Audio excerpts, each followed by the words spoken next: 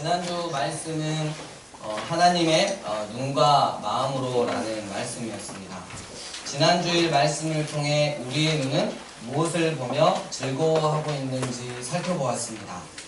하나님을 공공연하게 대적하는 이 세상을 부러움에 가득 찬 눈으로 바라보고 있지는 않았는지, 우린 과연 하나님 떠난 이 세상을 보면서 어떠한 마음을 가지고 살아가고 있는지, 하나님 아버지의 마음 상해하시고 아파하시는 그 마음이 나에게도 동일하게 느껴지는지, 그래서 온통 자기 사랑, 자기 만족, 자기 탐욕에 빠져 우리에게 구원을 주시는 예수님 없이 살아가는 그들을 향해 하나님 아버지의 눈물로 기도하고 있는지, 복음이신 예수님을 믿어야 한다고 전하고 있는지 살펴보았습니다.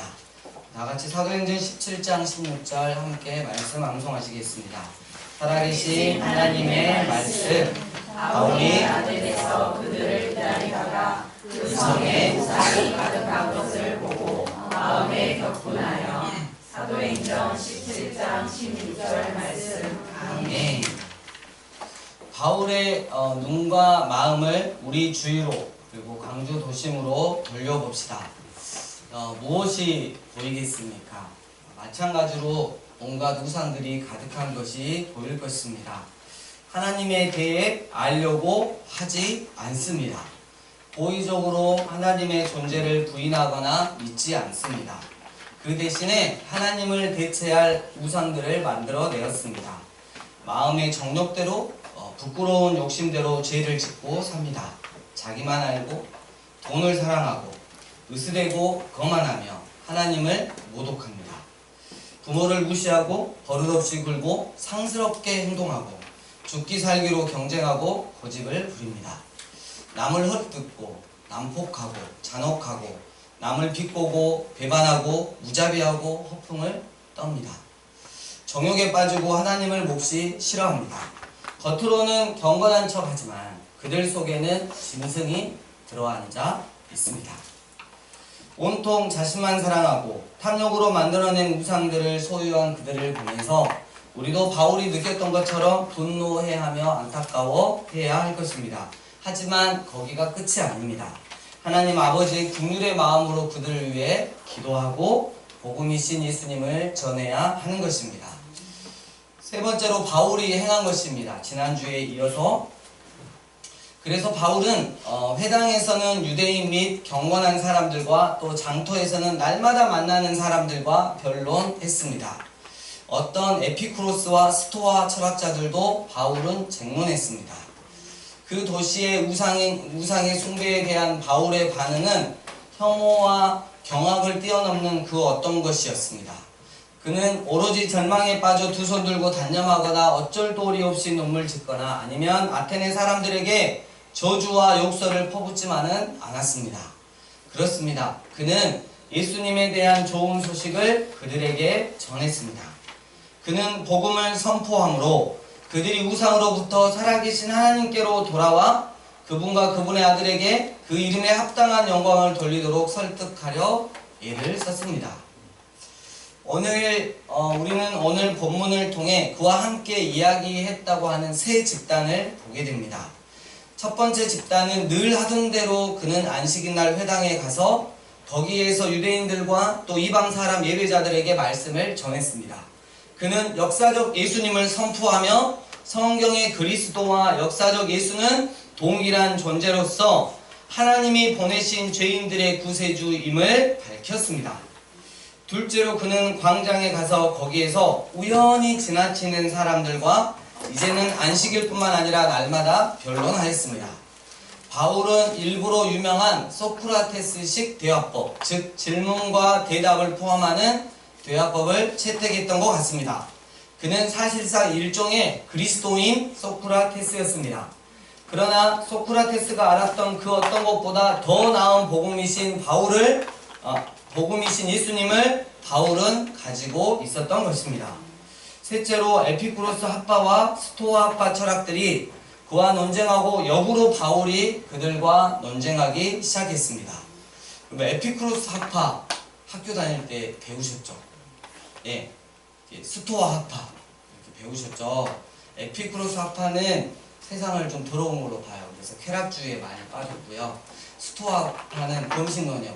온 우주를 하나의 신으로 봐요. 다. 그래서 금욕주의를 대단히 강조했다. 서로 이렇게 싸우는 학파들이었죠. 조금 이따가 더 이야기하기로 하고요. 여기서 저는 회당에 있는 종교적인 사람들, 도시 광장을 우연히 지나치는 사람들, 그리고 광장과 아레오바고 법정에서 만난 매우 세련된 철학자들에게 똑같이 쉽게 말할 수 있는 바울의 능력에 박수를 보내고 싶습니다. 마찬가지로 우리도 교회뿐만 아니라 도시의 공원, 그리고 거리, 카페, 식당, 시장 등 사람들을 만날 수 있는 장소라면 어디든지 우리의 일상적인 상황에서 복음을 전할 수 있는 센스 있고 지혜 있는 복음 전도자들이 되어야 할 것입니다.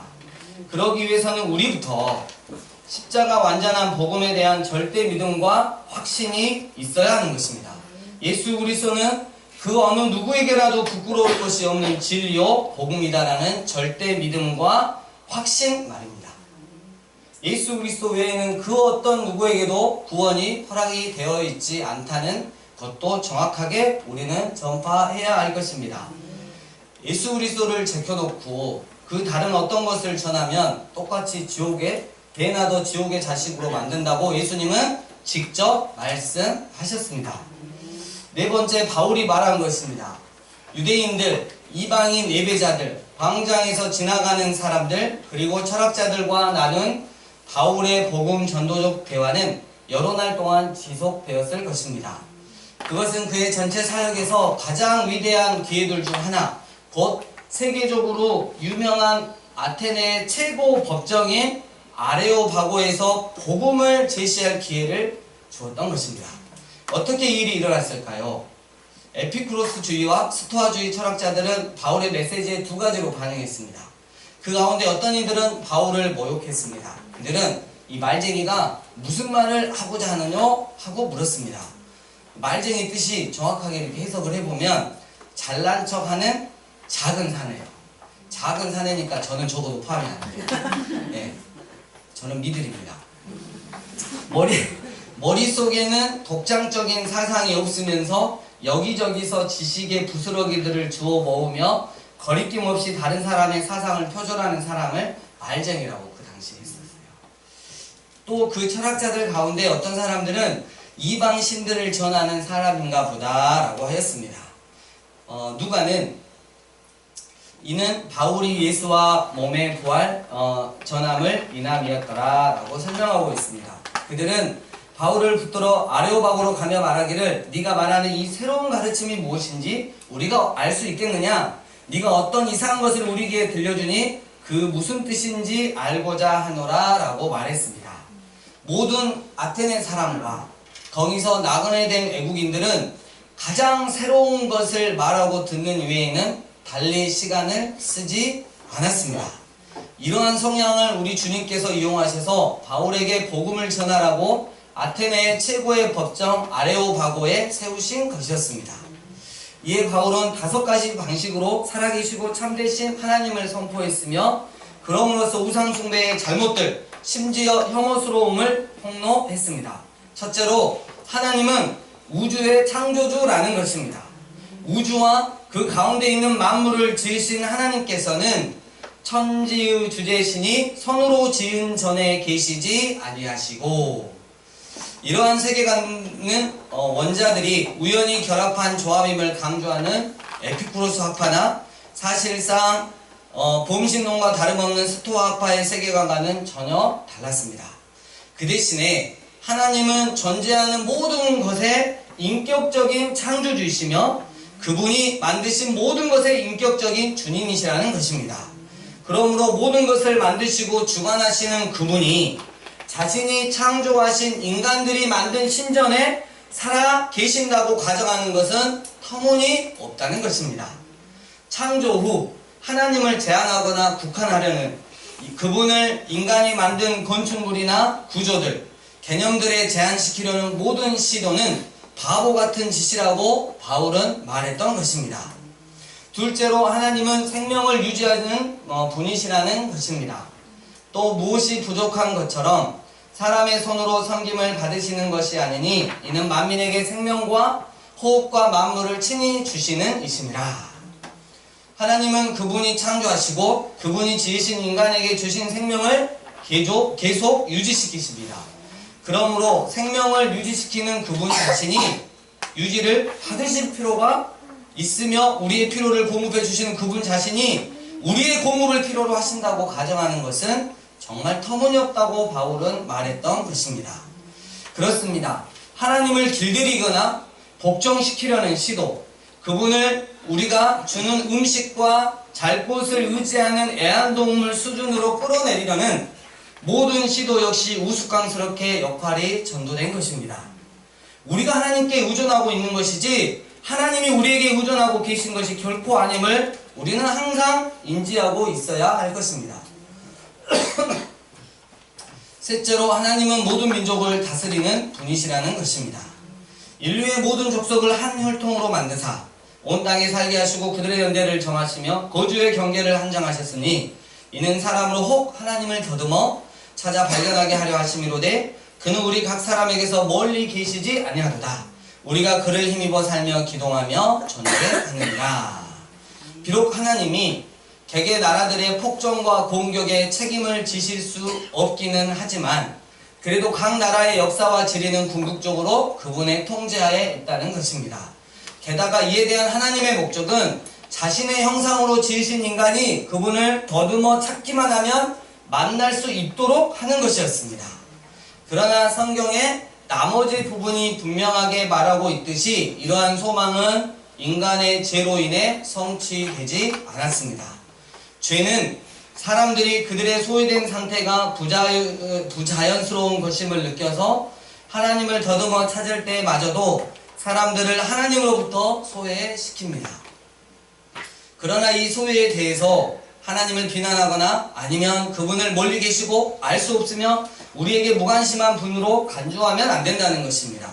왜냐하면 하나님은 우리 각 사람에게서 멀리 떠나 계시지 않기 때문입니다. 하나님에게서 멀리 떠나 있는 것은 바로 우리입니다. 우리를 하나님으로부터 떼어놓는 죄가 없다면 우리는 그분께 쉽게 다가갈 수 있을 것입니다. 왜냐하면 우리가 그를 힘입어 살며 움직이며 존재하도록 하나님이 그렇게 설계하셨기 때문입니다. 넷째로 하나님은 인간의 아버지라는 것입니다. 너희 시인 중에도 어떤 사람들의 말과 같이 우리가 그의 소생이라 하니 이와 같이 하나님의 소생이 되었은즉 하나님을 금이나 은이나 돌에다 사람의 기술과 고안으로 새긴 것들과 같이 여길 것이 아니니라. 이 말은 주전 3세기 스토아 학파 작가인 아라투스의 시를 인용한 것입니다. 여러분 아라투스 아셨어요? 모르셨죠? 네, 저도 주소 보고 알았어요. 이 인용문을 통해 바울은 비그리스도인 저자들에게서도 어렴풋한 진리, 일반 계시에서 나온 통찰들을 발견할 수 있음을 보여줍니다. 우리는 그의 소생이다라고 말할 때 이 아라투스 시인은 누구를 언급하고 있냐면 제우스 신을 언급하고 있어요. 하지만 바울은 이 문장에서 제우스 대신에 살아계시고 참되신 여호와 하나님을 집어넣습니다. 왜냐하면 모든 인간이 하나님의 자손이기 때문입니다. 하나님은 모든 인류의 아버지이시며 모든 인류는 하나님으로부터 생명을 받는 그의 후손이며 피조물이라는 것입니다. 또한 우리는 그 존재가 하나님으로부터 유래되었으며 하나님께 의존하고 있는 그분의 후손이므로 하나님을 그 존재 자체에 생명이 없으며 인간의 상상력과 기술에 의해 만들어지는 금이나 은이나 돌로 생각하는 것은 대단히 어리석은 일이라고 바울은 경고하는 것입니다. 이것들은 강력한 바울의 논증입니다. 모든 우상 숭배는 고대의 것이건 현대의 것이건 원시적인 것이건 복잡 미묘한 것이건 간에 그 형상들이 금속으로 된 것이건 정신적인 것이건 물질적인 예배의 대상이건 마음속에 있는 보잘것없는 개념들이건 간에 변명할 수 없는 것입니다. 왜냐하면 우상 숭배는 하나님이 우주의 창조주이심에도 불구하고 그분을 국한시키는 것, 하나님이 인간의 생명을 유지시키는 분임에도 불구하고 하나님을 길들이고 잡아매므로 우리에게 의존하도록 교화시키는 것, 하나님이 각 나라를 다스리시며 우리에게서 멀리 떠나 계시지 않는 분임에도 불구하고 그분이 멀리 계시고 잠잠히 계신다고 비난하면서 그분을 소외시키는 것, 그리고 그분이 우리 존재의 기원이신 우리의 아버지임에도 불구하고 하나님을 권좌에서 물러나게 하는, 하나님을 우리 자신이 고안하거나 만들어낸 형상으로 전락시키는 것이기 때문입니다. 간단히 말해 모든 우상 숭배는 창조주를 우리의 지배하에 두기 위해서 창조주와 그 피조물 간의 간격을 최소화하는 것입니다. 그보다 더한 것으로 그것은 사실상 하나님과 우리의 위치를 역전시킵니다. 창조주 하나님을 밑으로, 그리고 피조물인 인간을 위로. 그래서 하나님이 우리를 지으셨으며 우리를 지배하신다는 것을 겸손히 인정하는 대신에 우리가 하나님을 창조하고 지배할 수 있다고 감히 상상합니다. 바로 이것은 바울이 지적한 다음과 같은 설교의 마지막 항목으로 이끕니다. 다섯째로, 하나님은 세상의 심판자이라는 것입니다. 알지 못하던 시대에는 하나님이 관가하셨거니와 이제는 어디든지 사람에게 다 명하사 회개하라 하셨으니 이는 정하신 사람으로 하여금 천하를 공의로 심판하나를 작정하시고 이에 그를 죽은 자 가운데서 다시 살리신 것으로 모든 사람에게 믿을 만한 증거를 주셨음이니라. 바울의 그 설교 끝부분에서 처음에 채택했던 주제로 다시 돌아갑니다. 그것은 뭐냐면 인간의 무지입니다. 아테네 사람들은 그들의 제단에 새겨진 비문에서 그들이 하나님에 대해 무지했다는 것을 인정했으며 바울은 또한 설교를 통해서 그들의 무지를 입증했습니다. 이제 바울은 그러한 무지는 이제 개선될 수 있다고 선포합니다. 왜냐하면 하나님은 자신을 알려주셨기 때문입니다. 하나님은 자연 질서를 통해서 자신을 계시하셨습니다. 그러나 인간들은 불의로 진리를 막았습니다. 알지 못하던 시대에는 하나님이 관가하셨지만 이제는 어디든지 사람을 다 명하사 회개하라 말씀하십니다. 왜 그럴까요? 그것은 다가오는 심판의 확실성 때문입니다. 바울은 청중에게 심판에 대한 불편한 사실들을 선포합니다. 하나님은 온 천하를 심판하실 것임을, 살아있는 자와 죽은 자, 높은 자와 낮은 자가 다 포함될 것임을, 누구도 피할 수 없을 것임을, 또한 심판은 완전 의로운 것이 될 것임을, 하나님이 공의로 심판하실 것임을, 모든 비밀이 완전히 드러나고 오심의 가능성은 전혀 없음을, 마지막으로 심판은 명확한 것이 될 것임을. 왜냐하면 이미 그날은 정해졌으며 심판관은 임명되었기 때문입니다. 하나님은 심판을 그분의 아들이신 예수님께 맡기셨어요. 그 어떤 누구에게 맡긴 것이 아니에요. 성령 하나님은 이 아들이신 예수님을 드러나게 하고 증거하는 임무밖에 없어요. 그분을 죽은 자 가운데서 다시 또 살리심으로 모든 사람에게 예수님이 옳다는 것을 입증하셨으며 주와 심판자로 예수 그리스도를 선포하셨던 것입니다. 그 철학자들로 하여금 더 듣게 해달라고 요청하게 만들었던 부활에 대한 이런 언급은 이제 그 모임을 갑자기 끝나게 하기에 충분했습니다. 죽은 자의 부활을 듣고 에피쿠로스 학파는 조롱하고 심지어 웃음을 터뜨렸어요. 말도 안 했어요.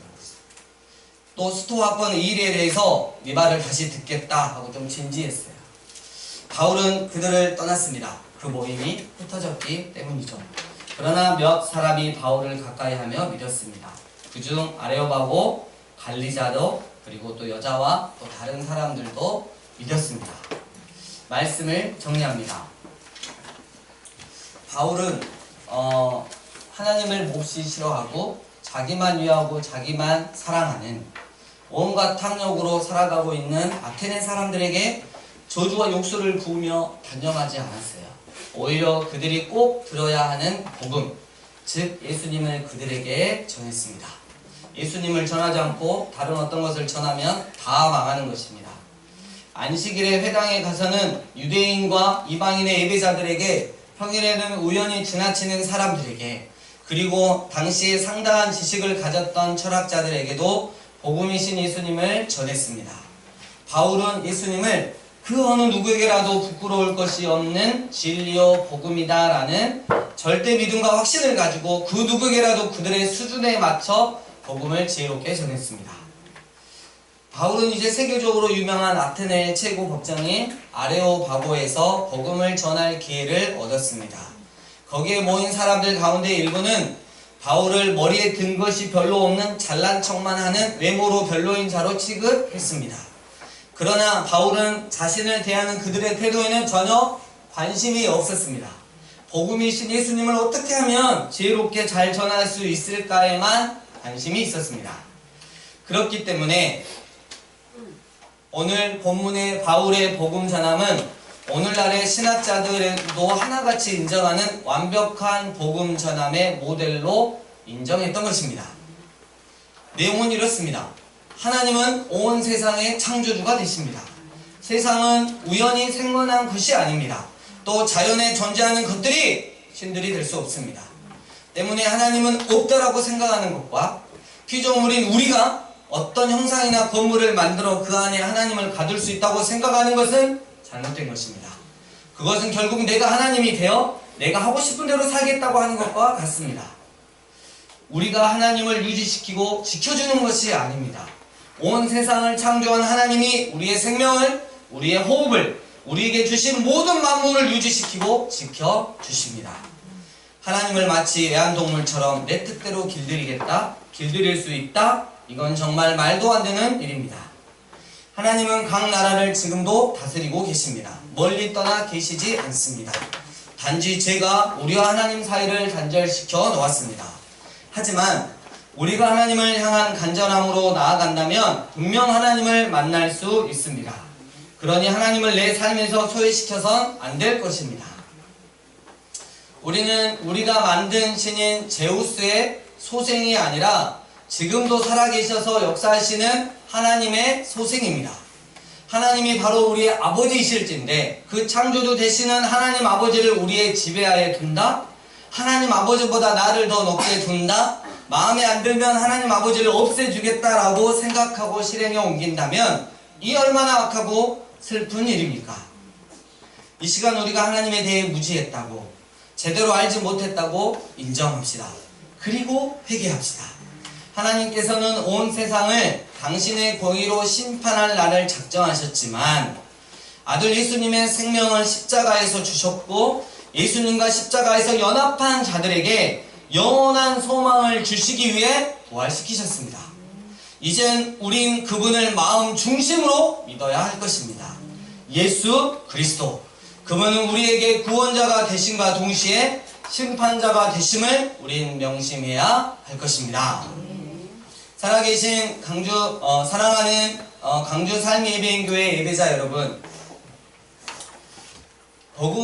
바울의 복음 전함의 열정 그리고 지혜, 우리도 본받읍시다.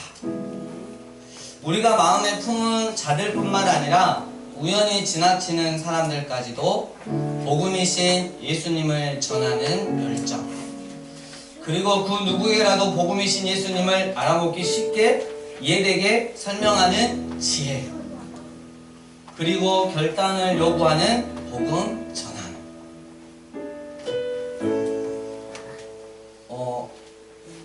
미국에서 윌로우 크릭 처치 교회에서 뭘 하나 이렇게 분석을 해놨는데 성도들이, 교인들이 교회에 와서 그리스도를 알고 그리고 성숙해 가고 그리스도와 친밀해 가고 그리스도 중심인 삶으로 나아가는데, 주님께 모든 주권을 드리고 살아가는데 이게 나아가는 이 방향에서 제일 안 되는 게 무엇이냐 라고 조사를 해보니까 가장 큰 원인이 뭐였냐면 교회에서 정확하게 안 짚어준다는 것이었어요. 특히 목사님들이. 무슨 말이냐면 예수님이 부자 청년에게, 부자 청년이 왔을 때 이야기하잖아요. 그 부자 청년은 피로 이상의 재물들을 가지고 있었어요. 그게 걸리는 거야. 그래서 예수님께서 뭐라 그러시죠? 그거 팔아서 가난한 사람한테 나눠주고 넌 나를 따르라. 근데 그 청년이 어때요? 근심하면서 주님을 떠나는 거예요. 이 교회들이 근심하면서 떠날까봐 말을 못하는 거예요. 성도들한테. 성도들 무서워서 말을 못하는 거예요. 그것 때문에 수많은 이 교인들이 그리스도 중심의 삶으로 결국 옮겨가야 되는데 못 간다는 거예요. 여러분, 우리가 복음을 전할 때 정말 열정을 가지고 지혜롭게 전해야 되지만 정확하게 전해야 돼요. 정확하게.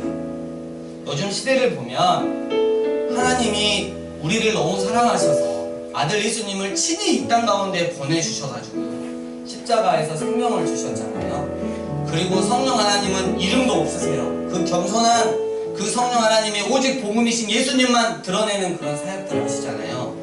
그러니까 이단들이 우습게 봐요. 예수님을 제끼고 성령 하나님을 제끼고 자기가 하나님인 것처럼, 자기가 보혜사 성령님인 것처럼 행하고 있다는 거예요. 하나님 결코 때가 되면 좌시하지 않을 것입니다. 우리가 이들에게 휘둘릴 필요가 없어요. 왜냐하면 우리는 예수 그리스도 안에 진리를 붙들고 있기 때문이죠. 절대 흔들릴 필요가 없습니다. 이번 한 주 복음이신 예수님을 전하며 삽시다. 바울처럼 복음을 전합시다.